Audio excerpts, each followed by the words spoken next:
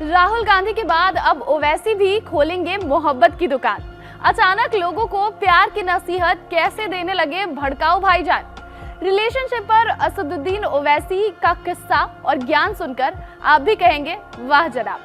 Hello नमस्कार, TV9 दिल NCR में आप सभी दर्शकों का बहुत बहुत स्वागत है और मैं हूं आपके साथ प्रतिज्ञा कश्यप। हमेशा भड़काऊ भाषण के लिए जाने जाने वाले AIM के प्रमुख और हैदराबाद से सांसद असदुद्दीन ओवैसी ने कुछ ऐसा कह दिया जिसे सुनकर आप हैरान रह जाएंगे।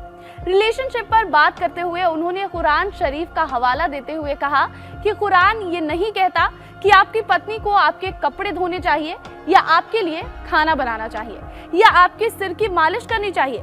ओवैसी ने कहा कि कुरान कहता है कि पति का अपनी पत्नी की कमाई पर कोई हक नहीं है, लेकिन पति की कमाई पर पत्नी का पूरा हक है। उन्होंने आगे कहा कि अपनी पत्नी पर गुस्सा निकालने या उस पर तंज कसने में कोई मर्दानगी नहीं है, बल्कि मर्दानगी इसमें है कि आप उसका गुस्सा बर्दाश्त करें।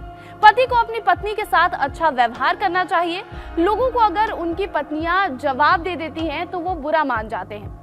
दरअसल AIM की तरफ से सोशल मीडिया प्लेटफॉर्म X पर ओवैसी का एक वीडियो शेयर किया गया है और इस वीडियो में ओवैसी कहते हैं कि कई लोग खाना नहीं बनाने के लिए पत्नियों की आलोचना करते हैं या फिर उनके खाने में कमियां निकालते हैं, उनकी बुराई करते हैं, लेकिन कहीं पर भी ये नहीं लिखा हुआ है कि पत्नी आपके लिए खाना बनाए।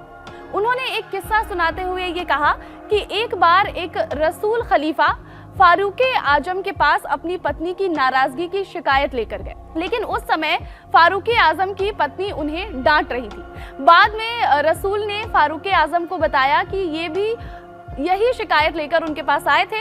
तब फारूक आजम ने रसूल से कहा कि वो मेरी पत्नी है, मेरे घर की इज्जत की रक्षा करती है, वो भी इंसान है और अगर वो मुझसे गुस्से में कुछ कहती है तो मैं सुनता हूँ। ऐसी मानसिकता हमें भी विकसित करनी चाहिए, यानी हम सबको भी ऐसी ही मानसिकता से जीना चाहिए। आपको बताएं कि केवल कुरान ही क्यों, दुनिया का कोई भी ग्रंथ ये नहीं कहता कि आप अपनी पत्नी की बेइज्जती करें।